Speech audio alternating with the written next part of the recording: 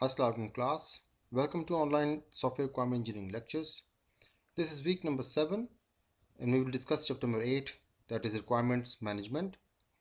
I'm your teacher Hassan Shah.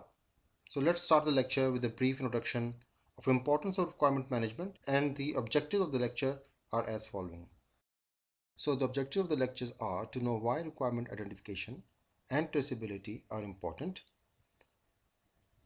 We will also try to understand the fundamentals of versioning management. What are versions and how we can manage them. We'll understand why change management is important, and similarly at the end to understand the purpose of views on requirements. These objectives will be covered in parts, that is in week number 7 and week number 8 inshallah. So first we will talk about the attributes, and we'll talk about the views of the requirements, and lastly we'll talk about the prioritization in this week. The rest will be discussed further in next week inshallah. So let's move on and let's check out the chapter's introduction, which is requirement management. So the requirement management is comprised of assigning attributes to the requirements, defining the views of the requirements, prioritizing the requirements, tracing them, versioning them, manage requirement change, and measuring requirements. It also includes the management of individual requirements as well as the requirement documents. So we will be checking out how we can manage individual requirements, which is like per requirement, and we will also try to find out how to manage the whole requirement document. So let's start with attributes and see how to assign them to the requirements. So the first thing that we need to do when we start a project is to assign attributes to the requirements. So number one is assigning the attributes. So the assignment of attributes required information about the requirements, and they must be documented throughout the entire life cycle of the system. Identifying and assigning the attribute as precondition for traceability and management of the requirements. So these two things, traceability and management of requirements, we need to understand two parts, that is the precondition for the requirement management. So while writing requirements, we need to provide some attributes to the requirements, and these attributes are unique identifiers of a requirement: the name of the requirement, the author and source of the requirement, the person responsible for the requirements. So let's move on and let's check out the attribute as a key for the requirements gathering. So attributes are the key for the requirements. You will understand attributes are properties of requirements that help represent the metadata of the requirements engineering. The metadata is actually the data, the whole collective data of the requirements. You will know the most important attributes of requirements and their typical characteristics. You will also learn that the allocation of the unique identification value through the ID attribute is an important precondition of the requirement engineering. You will know different attribute schemes of requirements and the documentation. So here we see that the attributes are very important as they are linked with the requirement engineering process. So let's check out how we can use the attributes in natural language and what type of models are there that will help us to consider the attributes. So the attributes for requirements in natural language and the models of attributes. So the documentation of requirement will only be proven useful. So without them, the documentation is not useful. It serves the following purpose. It is written in structured manner. So the writing of attributes need to be in a structured manner in a document. It ensures a consistency, that is the dependencies within the document. It helps identification of the requirements, and similarly it shows a progress and state control. Attributes of requirements are defined by a unique name, a short description of the content, set of possible values that can be assigned to them. So we'll check out the values later, how we can assign the values to a requirement. So the first thing that we need that will help us is a template. So template based assessment of attributes. तो templates जो होते हैं वो एक table की शक्ल के होते हैं, और एक टेबल के अंदर वो एट्रीब्यूट्स जो होते हैं वो आप लोग एंटर कर लेते हैं, इंसर्ट कर लेते हैं, और वो आप लोगों के लिए काफ़ी हेल्पफुल होते हैं। तो टेम्पलेट जो होता है वो एक टेबल होती है, और उस टेबल के अंदर उन एट्रीब्यूट्स को, उन वैल्यूज़ को डिस्कस किया जाता है या डिफाइन किया जाता है। Templates define the relevant information that is to be documented. This relevant information vary for each type of requirement. अब ये रिक्वायरमेंट जो है आप लोगों की, ये फंक्शनल भी हो सकती हैं और नॉन फंक्शनल भी हो सकती हैं. So there are set of schemes for the requirements like functional and non-functional requirements, which is called quality requirements.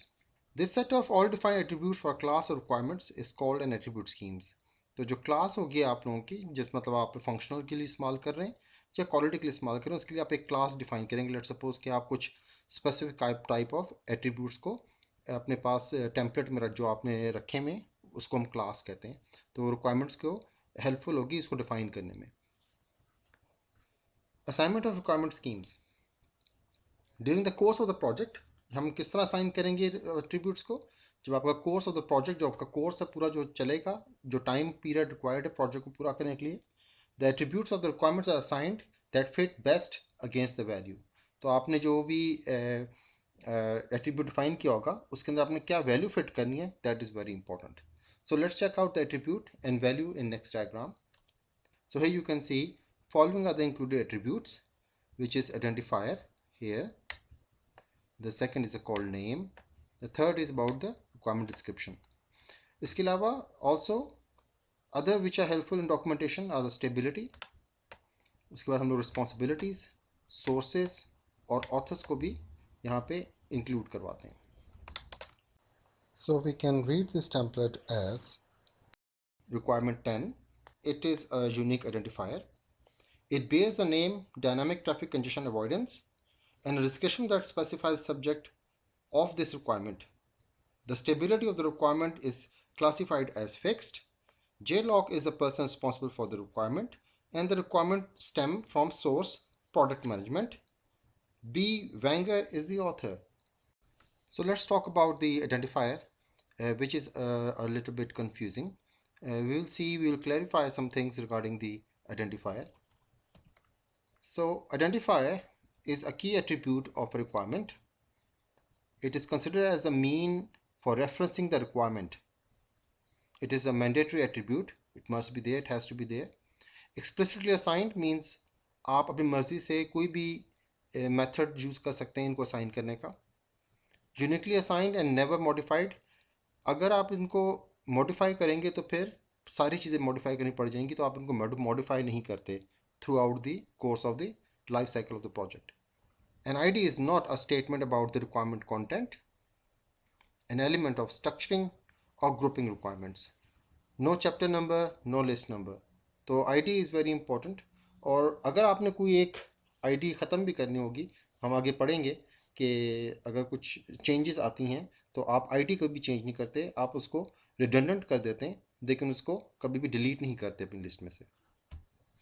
तो हम लोगों ने जो भी पीछे टेम्पलेट देखा, इस टेम्पलेट के क्या हमें कोई फ़ायदे हैं? Let's check out the some advantages of the template. So here we can see the reader of the requirement has a significant advantage when template based documentation is used. That information of the same type can always be found in the same position. It becomes harder to overlook filling important information. And this information supported by the template structures and predetermined attribute values can be documented purposefully and correctly. तो इनका वहाँ पे मौजूद होना is very important.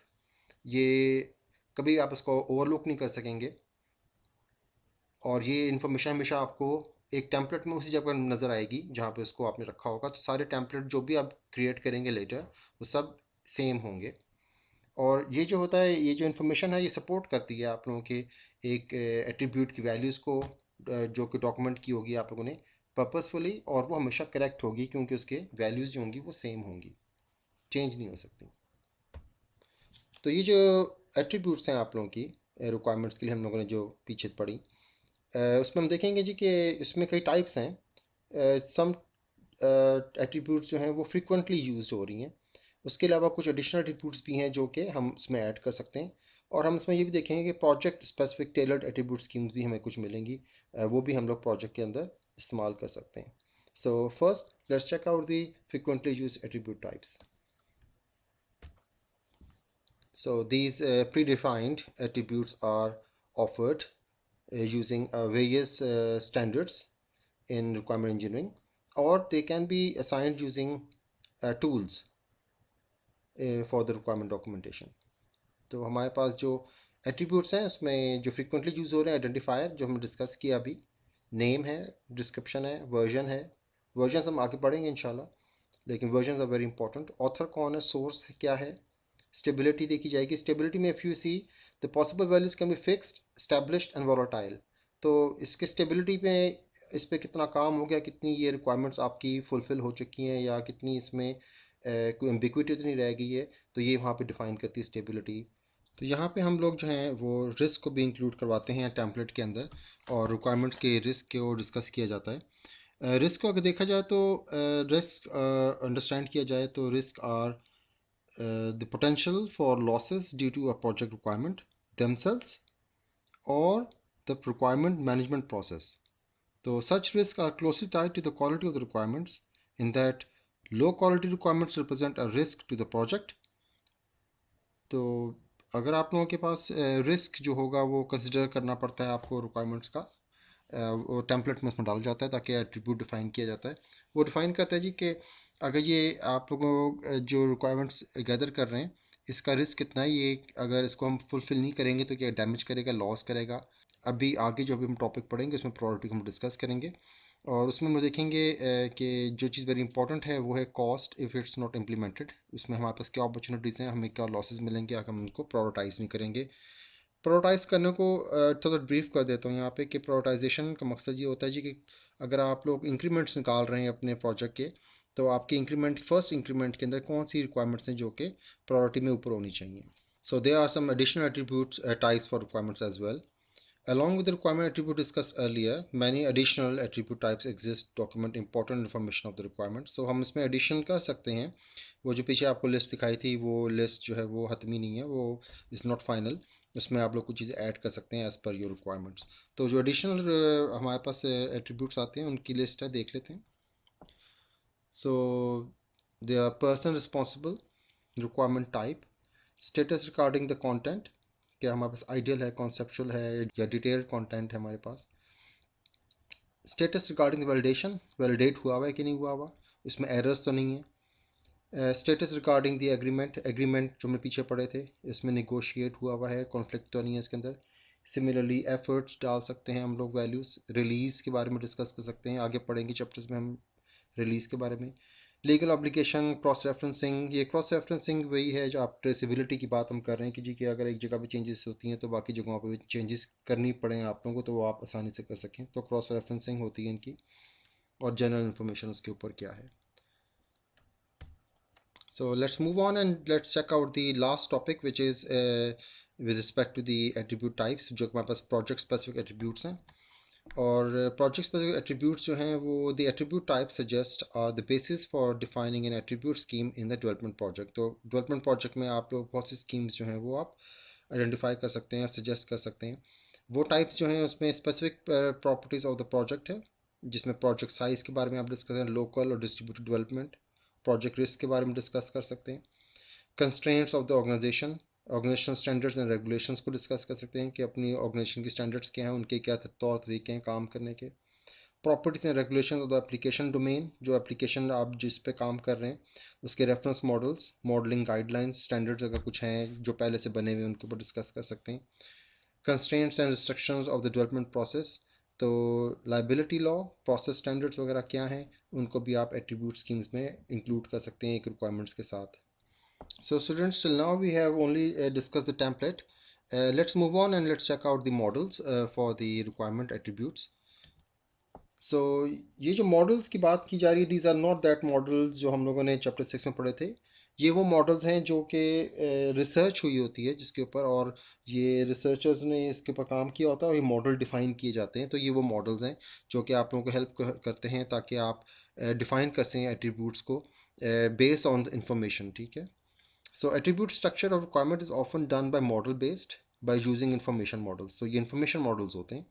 Similar to template, Our model-based definition of attribute scheme determines the attribute types as well as limitations in attribute values. So हमारे पास जो models हैं वो आपको डिटर्मिन तो करके देते हैं कि एट्रीब्यूट्स आपने कौन से यूज़ करने हैं, साथ में वो उनकी थोड़ी सी लिमिटेशंस को भी डिस्कस करते हैं.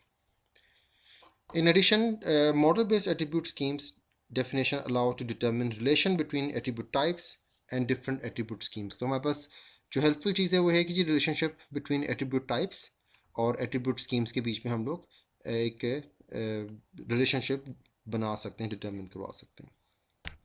स्कीम्स जो थी वो भी आपने पीछे अभी मैंने डिस्कस की थी, जो कि प्रोजेक्ट बेस्ड थी. ये देखें, प्रोजेक्ट स्पेसिफिक एट्रीब्यूट स्कीम्स थी. तो ये जो आपके पास 4 पॉइंट्स हैं, इनके लिहाज से आप उनको रिलेशनशिप डिफाइन कर सकते हैं इन एट्रीब्यूट्स का उनके साथ, प्रोजेक्ट बेस्ड जो होती हैं. Okay, let's talk about a little bit of advantages of model-based attributes. In addition to advantages of table-based definition, model-based assignment of requirement attributes allow, number one, consideration of requirement dependencies when selectively assessing the requirements. This aid in maintaining consistency in the attributes of the requirements. Furthermore, the information model of a model-based assignment of requirement attributes can serve as a foundation for the definition of an attribute structure to be used in a requirement management tool. तो ये जो अगर हम लोग model base use करेंगे तो आगे हम लोग देखेंगे टूल्स, उन टूल्स में ये एट्रीब्यूट्स जब इस तरह डिफाइन किए जाएंगे तो हमारे लिए ज़्यादा आसान होंगे उनको किसी टूल के ऊपर इम्प्लीमेंट करके उससे हम लोग डिफरेंट मेथड्स के थ्रू रिक्वायरमेंट्स को डिजिटाइज कर सकते हैं. Also, templates for the assignment of requirement attributes can be generated on the basis of the information model. So information model की बेस पे हम लोग टेम्पलेट्स को जनरेट करवा सकते हैं, और वो जो जनरेशन होगी टेम्पलेट्स की या एट्रीब्यूट्स की उसमें हमें हेल्पफुल होंगे हम, ताकि उनको किसी टूल पे डिफाइन करके उनको एनालाइज कर सकें या उनको यूज़ कर सकें. So let's move on and let's check out the life cycle requirements and management of identifications. तो the ID must be assigned to the requirement creation time. तो हम लोग देखेंगे रिक्वायरमेंट्स जो हैं आप जब बनाएंगे तो यहाँ पे these are the different time line दिखाई गई है. ये रिक्वायरमेंट जो थी ये पहली रिक्वायरमेंट थी, यहाँ पे पहले असाइन की गई. Even if requirement is discarded it's ID is preserve. अगर आप ये आईडी को ख़त्म भी कर देते हैं, यहाँ से आपने इसको इस टाइम लाइन में इसको आपने डिस्कार्ड कर दिया, लेकिन जो इसकी आईडी है वो रहेगी, ठीक है, वो ख़त्म नहीं की जा सकती. The information about the requirements is preserve. तो यहाँ पर आपकी इन्फॉर्मेशन प्रिजर्व कर ली जाती है, और ये आपने देखा कि तीसरी रिक्वायरमेंट आपने यहाँ से स्टार्ट की है. तो this is how the life cycle requirements of management of identification is very important. So that's enough for the attributes. Let's move on and let's talk about the views on the requirements. तो हमारे पास views होते हैं. Views क्या चीज़ होती है? This is very important. So यहाँ पे views के बारे में थोड़ा सा ब्रीफ कर देता हूँ आप लोगों को. पीछे हम लोगों ने देखा कि हमने एट्रीब्यूट डिफाइन किए थे और हम लोगों ने टेम्पलेट इस्तेमाल किए या हमने कोई मॉडल इस्तेमाल किए और हमने उसके अगेंस्ट एट्रीब्यूट्स को वैल्यूज़ दी जो कि हम रिक्वायरमेंट्स के अंदर जो हम रिक्वायरमेंट्स गैदर कर रहे थे. तो यहाँ पे जो व्यूज़ होते हैं बेसिकली ये जो होते हैं ये टेबल्स को क्या करते हैं हम लोग व्यू कराते हैं डिफरेंट आप लोगों के जो स्टेक होल्डर्स होते हैं. तो स्टेक होल्डर्स मुख्तलिफ टाइप के होते हैं. आप हर स्टेक होल्डर को हर चीज़ नहीं शो कराते जो आपने रिक्वायरमेंट्स में लिखी होती हैं. तो आप उसमें से कुछ पार्ट शो कराया जाता है, तो उनको हम व्यूज़ बोलते हैं. तो जो व्यू ऑफ रिक्वायरमेंट्स है तो उसका मतलब ये हुआ जी कि रिक्वायरमेंट्स अगर आपके पास लेट सपोज 10 कॉलम्स हैं जिसमें आपने कुछ इन्फॉर्मेशन डाली हुई है, तो आप सारी इन्फॉर्मेशन हर बंदे को नहीं दे देते. आप उसमें से कुछ चीज़ें सिलेक्ट करके या कुछ चीज़ें आप लोग उसमें से माइनस करके उनको फॉरवर्ड करते हैं. So let's continue the reviews on requirements. Structuring requirements by means of information models allow for generating specific views on requirements. तो हमारे पास हम जनरेट कर सकते हैं डिफरेंट व्यूज़ कि हम लोगों ने इनको उसको टूल पे रख के फिर हम लोग उसको एनालाइज करते हैं. It can be seen in practice that the amount of requirements and the amount of dependencies among requirements are even more increasing. तो इसका मतलब ये है कि जी कि जब आप लोग रिक्वायरमेंट्स को गैदर करते हैं तो जो अमाउंट ऑफ रिक्वायरमेंट्स होती हैं आप लोगों की उनकी आपस में डिपेंडेंसीज जो होती हैं वो बहुत ज़्यादा बढ़ती जाती हैं. तो in order to keep the complexity of the requirements manageable for the project staff it is necessary to selectively access and filter the requirements depending on the current task. तो आपका जो करंट टास्क होता है उस लिहाज से आप लोग उनको व्यू दिखाया जाता है. आप अगर सारा कुछ दिखा दोगे तो उनको ढूंढने में मुश्किल होगी, उनको उस इंफॉर्मेशन को समझने में कॉलम्स और रोज़ में मुश्किल होगी. तो आप क्या करते हैं उनको मास्क कर दिया जाता है, मतलब है कि उनको छुपा दिया जाता है ताकि सारी चीज़ें आपको नज़र आए। तो आप उनसे सिलेक्टिवली चीज़ों को छुपा के एक कंसोलिडेटेड सा व्यू दिखाया जाता है ताकि आपको नज़र आ सके जी कि ये क्या चीज़ है। आगे डिस्कस करेंगे हम लोग प्रायोरिटीज़ के अंदर भी और व्यूज़ के अंदर भी कि जी कि ये आप लोगों को किस तरह हेल्पफुल होता है।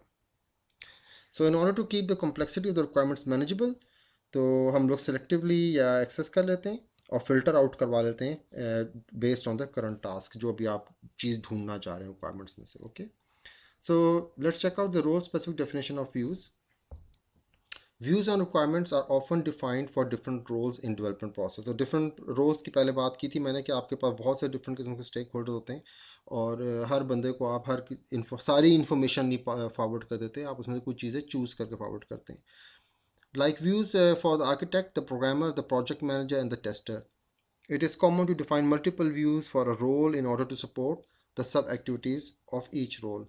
One particular view can also be applied to a multiple roles। So आपके पास अगर कोई एक जिस तरह अब आईडी तो आप सब बंदों को ही दिखाएंगे या आप उसका जो आपकी रिक्वायरमेंट है उसका नाम क्या है या उसकी डिस्क्रिप्शन क्या है, वो अगर आप चाहते हैं तो आप मल्टीपल लोगों को दिखा सकते हैं। So let's move on, let's see कि हम लोग उसको किस तरह सेलेक्ट कर सकते हैं। तो जो व्यूज़ होते हैं, view contains a part of all available requirement information, तो उसमें सारी इन्फॉर्मेशन होती है। आगे हम एक डायग्राम देखेंगे, उसमें आप लोगों को मल्टीपल कॉलम नज़र आएंगे कि एक रिक्वायरमेंट के अगेंस्ट बहुत ज़्यादा कॉलम्स होते हैं। A view can do the following, हमारे पास व्यू होता है, we can find a view with respect to the requirements. देखें सिलेक्टिव पर्टिकुलर रिक्वायरमेंट्स के अगेंस्ट भी आप लोग व्यू जनरेट कर सकते हैं या आप लोग एट्रीब्यूट्स के अगेंस्ट भी रिक्वायरमेंट्स को मास्क करके दिखाया जा सकता है। ठीक है, तो select particular requirements, not every requirement is content in view. तो आप लोग सिलेक्ट कर सकते हैं रिक्वायरमेंट्स की, हम लेट सपोज 10 रिक्वायरमेंट्स दिखाएंगे। ठीक है, mark certain attributes of requirements, तो हम लोग क्या करते हैं उसमें से कुछ जो आपके एट्रीब्यूट्स होते हैं उसको हम लोग मास्क भी कर सकते हैं। ठीक है, ताकि सारी चीज़ें नजर ना आए। सो इट से states not every attribute of requirement is contained in a view, तो व्यू में सारी चीज़ें नहीं रखी जाती। एडिशनली अगर हम कंबाइन कर लें दोनों को, selection principle, only a subset of all available requirements and only a subset of all attributes are contained in a view। तो हम देख सकते हैं कि जी के सारी requirements को नहीं शो कराया जाता और सारे attributes को शो नहीं कराया जाता, तो हम उनके subsets लेके शो करा सकते हैं। तो let's check out the diagram and check out कि जी के उसमें हमारे पास views क्या हैं। सो अगर आप यहाँ देखें तो हमारे पास एक रिक्वायरमेंट्स देखें, यहाँ पे आइडेंटिफायर रिक्वायरमेंट 1 से लेकर requirement 10 and they move, they go on, they are so many. तो यहाँ पे जो दिखाया गया काफ़ी कम दिखाया है, तो इसमें अब नेम है, डिस्क्रिप्शन है, ऑथर है, सोर्स है, रिस्पॉन्सिबिलिटी स्टेबिलिटी है, कंटेंट है, एक्स रेफरेंसेस है, रेफरेंसिंग है, इनकी आपस में डिपेंडेंसीज डिस्कस की हुई यहाँ पे। तो यहाँ पे उसने एक व्यू दिया है कि उसने कहा जी कि अगर आप ये व्यू देखना चाहेंगे तो अगर आप किसी एक स्पेसिफिक बंदे को दिखा रहे हैं तो उसमें आप डिस्प्ले करवा रहे हैं आइडेंटिफायर, नेम, डिस्क्रिप्शन, ऑथर कौन था। सिमिलरली एक और व्यू है उसके अंदर आप ये चीज़ें शो करवा रहे हैं, आइडेंटिफायर, नेम और ऑथर कौन है। और तीसरा जो है उसमें दिखा रहे हैं आइडेंटिफाई ऑथर, सोर्स, रिस्पॉन्सिबिलिटी उसके भी। तो तीन डिफरेंट, ये पूरी टेबल में से आपने कुछ एट्रीब्यूट्स को लेके आपने शो कराया। और सिमिलरली अगर आप देखिए यहाँ पे सारे के सारे जो हैं वो आप लोगों के रिक्वायरमेंट्स भी नहीं हैं इंक्लूडेड, कुछ 4-5 हैं जो आप लोगों के रिक्वायरमेंट्स में इंक्लूड करवाए हुए हैं और कुछ एट्रीब्यूट्स आप लोगों के इंक्लूड करवाए हुए हैं, तो इसको हम लोग सबसेट बोलते हैं। ठीक है, so let's check out the first view जो हमारे पास नज़र आ रहा था, उसमें हमें क्या कुछ दिखा। The definition of the first view determines that only those requirements are selected in which JLock responsible for stability is fixed. So we only checked responsible person for requirements are JLock, and the stability, if we want to check out the stability of the requirements, so we need to know okay, whether they are fixed or not. So we can find with the help of tools in requirements को। Out of all selected requirements, only the following attributes are considered: identifier, name, description और author। तो इसमें हम लोगों ने, अगर आप देखें 4 कॉलम थे हमारे पास, identifier, name, description and author, ये 4 चीज़ें शो कराई। तो व्यू में हम सारी चीज़ें शो नहीं करवाते। सिर्फ शो कराना इंपॉर्टेंट नहीं है, सर्टन टाइम्स हम लोगों को क्या करना पड़ता है कि एनालाइज करने के लिए हम लोग इसका कंडेंस व्यू भी लेते हैं। तो कंडेंस व्यू किस तरह लिया जाता है, let's check out the condense view. A condensed view can be defined by aggregating the data contained in the requirement basis. A condensed view can for example contain information on the percentage of requirement that stem from the particular sources. तो हम लोग क्या करते हैं इसमें जो हम लोगों ने जनरेट करना होता है व्यू, उसका हम लोग एनालिसिस के लिए उसको हम परसेंटेजेस में देख लेते हैं, जिस तरह इस डायग्राम में दिखाया गया है। देखिए, अ सिंगल व्यू में also consist of combination of generated condensed and selected data. तो डाटा सिलेक्शन, यहाँ पे एक व्यू है आप लोगों का, उसमें उसने दो तीन चीज़ों को कंसिडर किया है।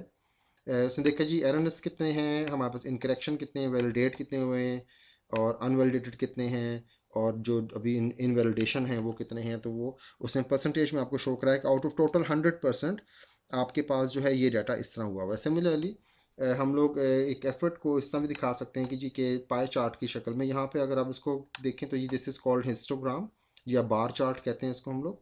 This is called a pie chart. तो पाई चार्ट में उसने उसको डिवीजन करके दिखाया है कि जी के कितने परसेंट पे हम लोग रिक्वायरमेंट्स 1.2 कितनी परसेंट हो चुकी हैं, रिक्वायरमेंट 1.3 कितनी परसेंट हो चुकी है, रिक्वायरमेंट 1.0 कितनी परसेंटेज फुलफिल हो चुकी हैं। ठीक है, तो दिस इज़ कॉल्ड कंडेंस्ड और कम्बिनेशन एंड सिलेक्शन।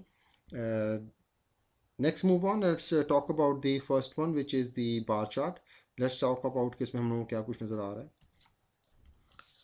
तो ये बार चार्ट जो था shows results of group requirement according to the current status of validation. तो हमारे पास अभी करंट स्टेटस क्या है वैलिडेशन का, और उस वैलिडेशन के अंदर हमारे पास जो तीन चार पैरामीटर्स थे उनको हमने क्या किया, बार चार्ट में शो करा दिया। लेट्स सपोज हम वैलिडेशन की बात करते हैं तो हम लोग कहते हैं कि वैलिडेशन जो होती हैं अनवैलिडेटेड भी होती हैं, इनवैलिडेशन भी होती है, वैलिडेटेड भी होती हैं। उसमें करेक्शंस की रिक्वायरमेंट होती है और वो गलत भी हो सकती हैं, एररनेस भी हो सकती हैं। तो इसने उस लिहाज से एक बार चार्ट में शो कराया कि जी आपकी कितनी रिक्वायरमेंट्स फुलफिल हो चुकी हैं। तो यू कैन अंडरस्टैंड कि आपका प्रोजेक्ट अभी कहाँ जा रहा है और कितना कंप्लीट हो गया। Similarly implementation effort bye release, अगर रिलीज़ के लिहाज से देखा जाए कि जी के आपकी रिलीजेस कितनी हो चुकी हैं और कितनी रहती हैं। The estimate and actual effort involve with the implementation of the requirement of particular release is depicted, यहाँ पे शो कराया गया है। In order to calculate the aggregate data, the requirements are grouped by the respective release and their implementation effort is summed up. हम लोगों ने उनकी implementation को सम अप किया हुआ है। The result is depicted as a pie chart in given figure. तो हम लोग देख सकते हैं जी के हमारे पास जो टोटल इम्प्लीमेंटेशन है रिलीजेस के लिहाज से, अगर लेट्स सपोज अगर ये पहली रिलीज़ है, रिलीज में 1 है, तो इसमें हम अगर हम लोगों ने 1 2 3 4 रिक्वायरमेंट्स को किया था तो हम लोगों ने वो रिक्वायरमेंट्स कितनी हद तक फुलफिल कर दी हैं। ठीक है, okay, so let's move on and हम आगे देखेंगे कि जी कि हमारा जो व्यूज़ हैं उसमें हमारे स्टेक होल्डर्स का क्या इंटरेस्ट हो सकता है। सो दिस डायग्राम है शोज़ कि जी मैनेजमेंट है उसका, वो स्टेक होल्डर है उसका क्या इंटरेस्ट है रिक्वायरमेंट्स में, वो क्या देखना चाहेगा, वो चीज़ें हम उसको व्यू कराएंगे और बाकी चीज़ें हम उनको नहीं दिखाएंगे। सिमिलरली यूज़र है, क्वालिटी डिपार्टमेंट है, लीगल डिपार्टमेंट है, प्रोजेक्ट मैनेजर है, क्लाइंट है, architect, developer, and they are so many of them. तो इनके कुछ ना कुछ रिक्वायरमेंट्स होंगी जो ये देखना चाहेंगे। तो हम इनको डिफरेंट व्यूज़ देते हैं अपनी रिक्वायरमेंट्स को एनालाइज करने के लिए, अपने प्रोजेक्ट को समझने के कितना कंप्लीट हो चुका है। सो बाय दिस टाइम हमने अपने रिक्वायरमेंट्स को लिखने के लिए एट्रीब्यूट्स डिफाइन किए थे, और हम लोगों ने उनको बाद में कंसोलिडेट किया था, टेबल में डिफाइन किया था ताकि हम उनके डिफरेंट व्यूज़ ले सकें। अब आगे जो हमारे पास काम आएगा वो ये है कि जी कि जब आपने रिक्वायरमेंट्स गैदर कर ली हैं तो before we go into development तो हम क्या करेंगे, रिलीजेस के लिए हम क्या करेंगे, प्रायोरिटाइज करेंगे रिक्वायरमेंट्स को, ताकि हम देख सकें जी कि कौन सी रिक्वायरमेंट्स ज़्यादा इंपॉर्टेंट हैं जिनको हम लोग पहले स्टेक होल्डर्स को दिखाएं ताकि वो सेटिस्फाइड रहें कि जी के ये इंपॉर्टेंट थी और ये इन्होंने इस तरह फुलफ़िल की हैं। और अगर उसमें कोई चेंज हो ताकि चेंजेस अगर हों तो वो अर्लियर चेंज की जा सकें अगर उनको रिक्वायर्ड हो चेंजेस तो। So the third point is prioritizing requirements. Requirements are prioritized during requirements engineering using different prioritization criteria in all सब एक्टिविटीज़। तो जितनी भी एक्टिविटीज़ होती हैं उसके अंदर आप लोग प्रायोरिटाइज कर सकते हैं चीज़ों को। Requirements can prioritize by the order of implementation. Implementation किस तरह की जाएगी इसका ऑर्डर हम डिफाइन करते हैं यहाँ पे। Due to the different prioritization in the various sub activities the priority of a requirement can be determined by one or more attributes. तो हमारे पास कुछ एट्रीब्यूट्स हैं इनकी बेस पे हम लोग प्रायोरिटी सेट करते हैं। प्रायोरिटी ऑफ द कॉन्ट्रैक्टर, जो स्टेक होल्डर है उन्होंने क्या काम कहा है कि ये पहले कर दिया जाए। Priority due to urgency of implementation, कुछ चीज़ें ऐसी होती हैं जो कि आपको पहले इम्प्लीमेंट करनी पड़ती हैं, उनकी अर्जेंसी होती है इम्प्लीमेंटेशन की, वो बेस बनती हैं कुछ रिक्वायरमेंट्स के बेस के ऊपर फिर आप फर्दर रिक्वायरमेंट्स को इम्प्लीमेंट कर सकते हैं।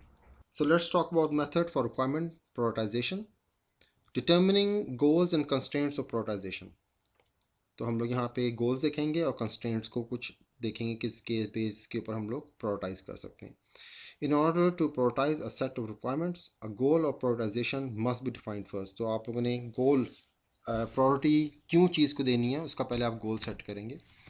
In addition, the constraints of prioritization are documented, such as the availability of different stakeholders and groups thereof, or the resource available for prioritization. तो आप लोग इसमें चीज़ को ख्याल रखेंगे जी कि डॉक्यूमेंट किया जाएगा इनको कि डिफरेंट स्टेक होल्डर्स या ग्रुप्स ने क्या बात की थी कि जी कौन सी चीज़ें पहले इंप्लीमेंट करके हमें दी जाएँ. और उसमें हम लोग ये रिसोर्स को भी चेक करते हैं कि जी कि वो अवेलेबल हैं कि नहीं है, या अगर हम बना के रख दें और वो अवेलेबल ही ना हो देखने के लिए तो फिर किसको दिखाएंगे. तो इस लिहाज से फिर चीज़ों को प्रायोरिटाइज किया जाता है और कंस्ट्रेंट्स देखे जाते हैं इस तरह.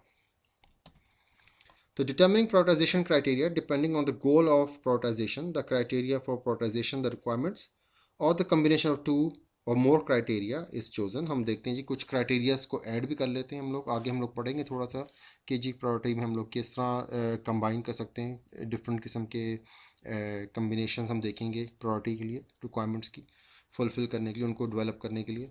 The following are typical examples. कुछ टिपिकल एग्जांपल्स है प्रायोरिटाइज करने के लिए जिसमें हम लोग देखते हैं कॉस्ट ऑफ इम्प्लीमेंटेशन, टाइम कितना लगेगा, पैसा कितना लगेगा इसके ऊपर.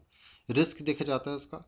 Damage due to unsuccessful implementation, क्या डैमेज है, ये रिस्क की पार्ट ही है. तो बेसिकली डैमेज इसमें देखा जाता है कि अगर अनसक्सेसफुल रहे इम्प्लीमेंटेशन में तो हमें बाकी रिक्वायरमेंट्स में इसका डाटा नहीं मिलेगा, या ये रिक्वायरमेंट हम फुलफिल नहीं करेंगे तो हमें आगे प्रॉब्लम आ सकती है.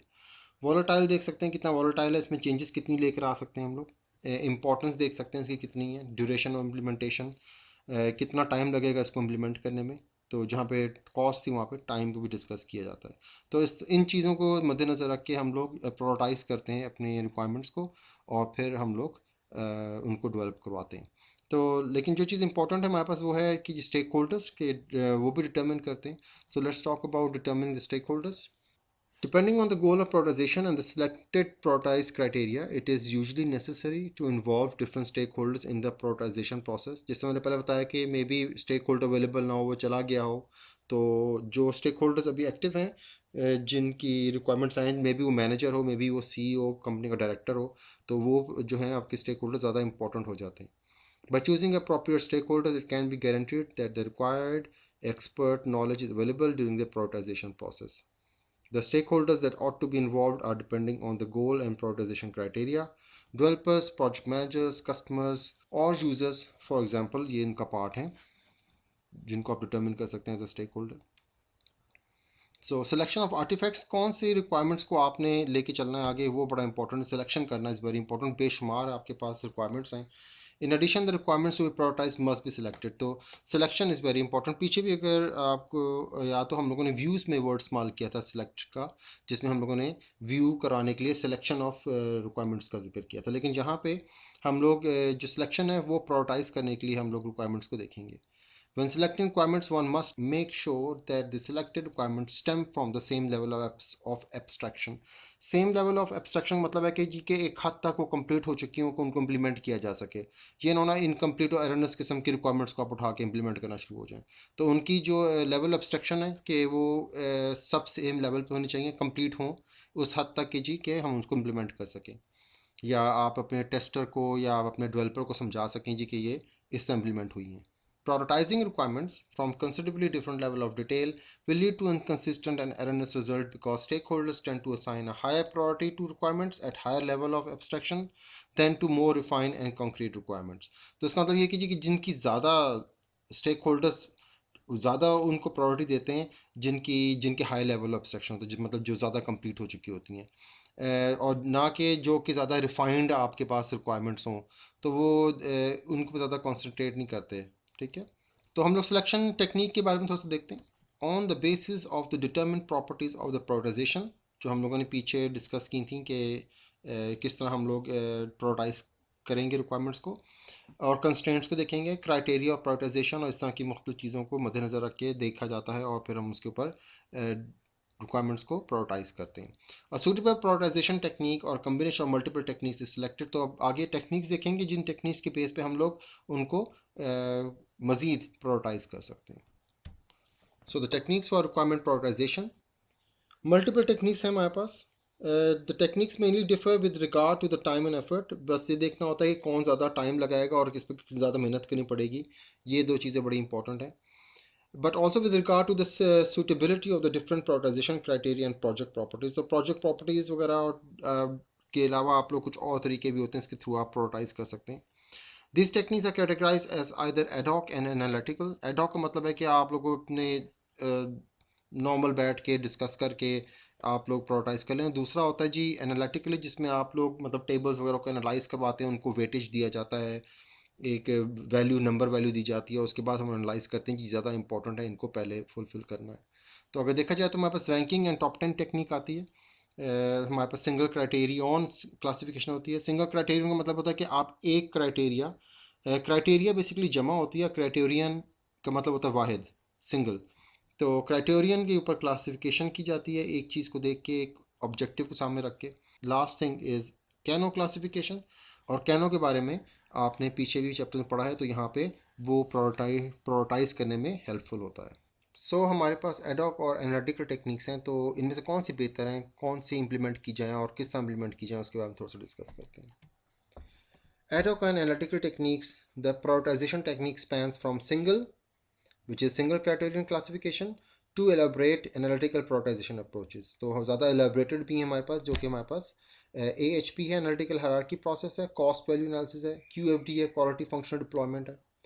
In many projects, simple ad hoc prioritization techniques such as ranking or requirement classifications are well suited, वो इस्तेमाल कर दी जाती हैं। Whereas ad hoc required techniques is often advisable, लेकिन क्योंकि वो आसान होती हैं इससे ज़्यादा एडवाइस की जाती है ताकि आप जल्दी से उस पर काम स्टार्ट कर सकें, रादर उनके ऊपर आप बैठ के ज़्यादा एनालिसिस करने बैठ जाएँ। तो जहाँ पे आपकी कॉम्प्लेक्सिटीज़ आती हैं, सो वहाँ पे हम इस्तेमाल कर सकते हैं कि अपनी एनालिटिकल टेक्निक्स। तो additionally analytical approaches for prioritization to be used only if the decision process is considered too incomprehensible. हमें समझ ही नहीं आ रही है जी कि प्रायोरिटीज़ को किस तरह किया जाए, कौन सी प्रायोरिटीज़ को हम प्रायोरिटी दें, तो वहाँ पे हम लोग एनालिटिकल अप्रोचेस लगाते हैं।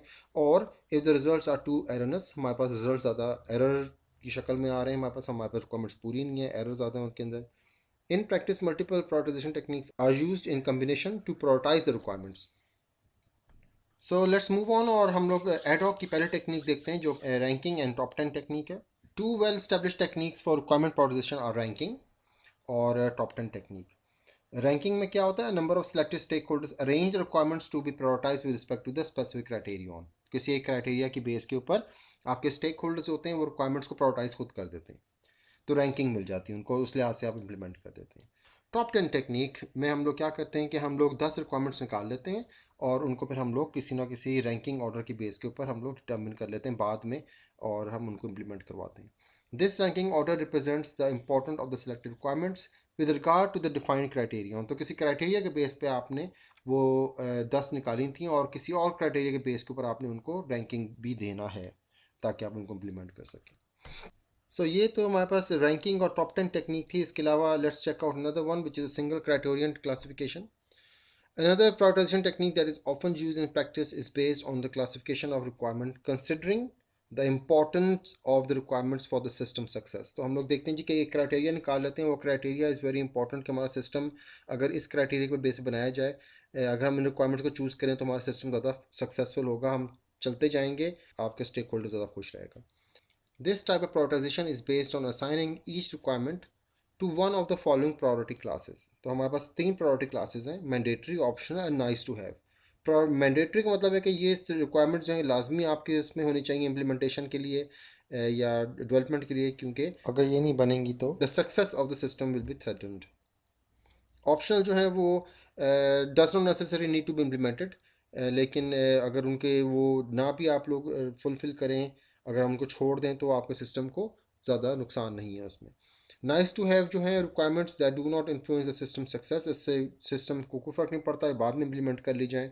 अगर आप उसको भी फिल वक्त आपकी रिक्वायरमेंट्स ही बहुत कम है, अगर आप उनको डाल भी दें तो ठीक है, अगर ना डालें तो भी कोई मसला नहीं है। In practice, differentiating between optional and nice to have requirements can be very difficult. Therefore, requirement classification demands classification criteria that are as objectively verifiable as possible। तो इसका मतलब है कि आपकी जो रिक्वायरमेंट क्लासिफिकेशन है वो डिमांड करती है वो क्राइटेरिया, और ताकि वो ऑब्जेक्टिवली उसको वेरीफाई कर सकें सो द थर्ड हमारे पास जो क्लासिफिकेशन आती है वो कहलाती है जी कैनो। और कैनो में हमें पता है, कैनो के बारे में हमने चैप्टर नंबर 2 में कैनो के बारे में बहुत पढ़ा था। The Kano approach also support the prioritization of requirements by making use of the Kano approach one can classify and prioritize requirements with respect to their acceptance on the market. तो आप लोगों की जो स्टेक होल्डर्स हैं वो क्या चाहते हैं, वो कौन सी रिक्वायरमेंट्स को पहले चाहते हैं, वो चीज़ आप देख के उनको प्रायोरिटाइज करते हैं उन रिक्वायरमेंट्स को। In order to do so the following three property classes. Number one is dissatisfiers. Basic factor है, मस्ट हैव, अगर ये नहीं होगा तो फिर बाकी सब कुछ बेकार है। सेटिस्फायर्स की बात करते हैं, परफॉर्मेंस फैक्टर कहलाता है ये। मस्ट हैव और अनसेटिस्फाइड क्लाइंट, अदरवाइज आपका क्लाइंट अनसेटिस्फाइड रहेगा। डिलाइटर्स देखा जाए, एक्साइटमेंट फैक्टर है, should have lead to a greater satisfaction, अगर ये चीज़ डाल दी जाए तो आपका मे बी पॉसिबल है कि स्टेक होल्डर ज़्यादा खुश हो। On the basis of the requirement classified according to Kano, a prioritization of the requirements can be formed in order to plan the system release. तो हम लोग कैनो की base के ऊपर हम लोग अपने सिस्टम रिलीजेस को डिस्कस कर सकते हैं, और इसको फिर फर्दर डिवाइड किया जाता है। एक और हमारे पास प्रायोरिटाइजेशन मैट्रिक्स है, और उसके ऊपर हम लोग फिर इसको रिलीज को प्लान कर सकते हैं। तो देखते हैं जी प्रायोरिटाइजेशन मैट्रिक्स। वेजियर जो था वो एक रिसर्चर था, उसने प्रायोरिटाइजेशन मैट्रिक्स पे काम किया था, और उसने कहा था रिक्वायरमेंट्स को अगर इस तरह हम लोग वेट करवाएं किसी नंबर बेस के ऊपर, तो हम लोग बता सकते हैं ये कौन सी हमारे पास ज़्यादा इंपॉर्टेंट है रिक्वायरमेंट्स, जो कि कैनो की बेस पे क्लासिफिकेशन की जाती है। सो कंप्यूटिंग रिक्वायरमेंट प्रायोरिटीज़, तो हम लोग क्या करेंगे, हम कंप्यूट करेंगे, हम उनको मैथमेटिकली कोई वेटेज वगैरह दे के हम कंप्यूट करने की कोशिश करेंगे ताकि हम प्रायोरिटीज़ दे सकें रिक्वायरमेंट्स को। It is an analytical prioritisation approach for requirements. The core of the approach is prioritisation matrix, तो हम इसके लिए एक मैट्रिक्स डिफाइन करते हैं। मैट्रिक्स क्या होते हैं, मैट्रिक्स वो मोटे मोटी कुछ चीज़ें होती हैं जिनको हम लोग इम्पोर्टेंट समझ के एक लिस्ट डाउन कर लेते हैं टेबल के अंदर, और उसके अगेंस्ट में हम उनको क्या कहते हैं, कोई वेटेज दे देते हैं, और फिर हम उनको डिटर्मिन कर सकते हैं सिस्टमेटिकली। हमारे पास नेक्स्ट फिगर है, show you the structure of the prioritization matrix according to Wiegers and the method according to which priorities are calculated. तो हम देखते हैं जी कि क्या मेथड है, और फिगर में हम लोगों को नज़र आएगा जी कि प्रायोरिटाइजेशन मैट्रिक्स जो है वो वेजर साहब ने जो बनाया था वो किस तरह का दिखता है। So this is the table. यहाँ पे हम लोग we will discuss only brief method, ज़्यादा डिटेल में हम लोग नहीं जाएंगे। If you want to further go into detail तो फिर डिटेल्स के लिए यू कैन गो, जैसा कि बुक के अंदर डिफाइन किया हुआ एक रेफरेंस है। If you want to read more about this method तो आप उसमें जाकर पढ़ सकते हैं। सो इस टेबल में अगर देखा जाए तो हमारे पास जो चीज़ बड़ी इंपॉर्टेंट है वो है number 1, which is basically determine the relative waits for benefits, determinant, cost and risk. तो ये देखें हमारे पास बेनिफिट, डिटर्मिनेंट, वेट कॉस्ट और वेट रिस्क, ये चार चीज़ें जो हम लोग पहले डिस्कस करते हैं, इनको हम लोग वैल्यूज़ प्रोवाइड करते हैं, ठीक है। तो यहाँ पे उसने 2 दिया, 1 और 0.5 इसने इसको वेटेज दी, क्योंकि आगे मल्टीप्लाई होगा, एडिशन होगी, तो वहाँ पे ये हेल्पफुल होते हैं। सेकंड पॉइंट अगर देखा जाए तो वहाँ पे will determine the requirements to be prioritize. तो हम लोग यहाँ पे देखते हैं जी कि R1, R2, R3, R4, R5 हमारे पास 5 रिक्वायरमेंट्स हैं, इनको हम लोगों ने प्रायोरिटाइज करवाना है। थर्ड पॉइंट जो आपको नज़र आ रहा है, इसमें हम लोग क्या करते हैं, एस्टिमेट द रिलेटिव बेनिफिट। तो हम लोग रिलेटिव बेनिफिट, इनको कुछ हम लोगों ने वैल्यूज़ दे दी 5, 9, 5 to 4, और हम लोगों ने उसके अगेंस्ट एक रिलेटिव बेनिफिट को डिफाइन करवा दिया, एस्टिमेट निकाल लिया हम लोगों ने। नंबर 4 पे अगर आप लोग देखें तो हमारे पास एक और कॉलम आ रहा है, उसमें हम लोग क्या कहते हैं, रेलिवेंट डिटर्मिनेंट को हम लोग जो है वो एस्टिमेट लगाते हैं, और उसमें 3, 7, 7, 1, 9 है हमारे पास, ठीक है। तो इसने यहाँ पे इसको 27 लिखा हुआ है। तो ये जो रिक्वायरमेंट्स हम लोगों ने रिलेटिव बेनिफिट की बेस पे निकाली थी, ये हम लोगों ने देखा जी कि दे आर मोर इम्पॉर्टेंट, तो उनका वेट हम लोगों ने दिया, और हम लोगों ने उसको एडिशन की, सिंपल यहाँ पे एडिशन हुई हुई है 25, और यहाँ पे सिंपल एडिशन हुई हुई 27। तो डिटर्मिनेंट, रिलेटिव डिटर्मिनेंट निकाला हम लोगों ने उसका, जो कि 27 बनता है। नेक्स्ट देखें जी, हमारे पास जो स्टेप नंबर 5 है, यहाँ पे क्या किया उसने, इनको टोटल करके उसने total values and percentage values for each requirement को उसने परसेंटेज करके निकाल लिया, ठीक है। तो जिसके लिए हमारे पास फार्मूला है benefit R1 multiply by weight benefit plus determinant R1 multiply weight determinant. तो इससे हम लोगों ने एक वैल्यू कैलकुलेट की, जो कि यहाँ पे नज़र आ रही है आपको, ये which is 5 to the 10 + 3 is 13। तो सिमिलरली इसमें फिर जो हमारे पास नेक्स्ट चीज़ आती है, हम लोग उसमें कॉस्ट को कंसिडर करते हैं। जिस तरह पीछे बताया मैंने आप लोगों को, कॉस्ट कंसिडर की जाती है। और उसके बाद हम लोग इसमें रिस्क को कैलकुलेट कर लेते हैं। रिस्क कैलकुलेट करने के लिए आपको बुक में अगर आप देखेंगे चैप्टर्स में आप लोगों को दिया हुआ वैल्यूज़ किस तरह कैलकुलेट की जाती हैं। अगर हम लोग यहाँ पे देखें नंबर 8 में, तो calculate the individual requirement priorities, तो हम लोग यहाँ पे इंडिविजुअल प्रायोरिटीज़ निकाल लेते हैं, जो कि ये नज़र आ रही हैं 0.91। तो इनको फिर इस लिहाज से हम लोग रैंकिंग कर लेते हैं। तो उसने देखें रिक्वायरमेंट 1 को 1 रैंकिंग दी है, रिक्वायरमेंट 3 को 2 रैंकिंग दी है, रिक्वायरमेंट 2 को 3 रैंकिंग दी है, रिक्वायरमेंट 4 को 4 और रिक्वायरमेंट 5 को 5 रैंकिंग दी है।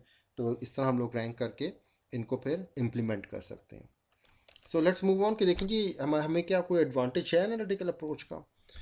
It became apparent in practice that analytical prioritization approaches such as the prioritization matrix जो भी हमने डिस्कस किए according to Wieger as sketched previously demand considerably more time and effort than ad hoc approaches। तो इसमें time तो ज़्यादा लगता है, एफर्ट ज़्यादा ज़्यादा लगती है हमारी इसमें।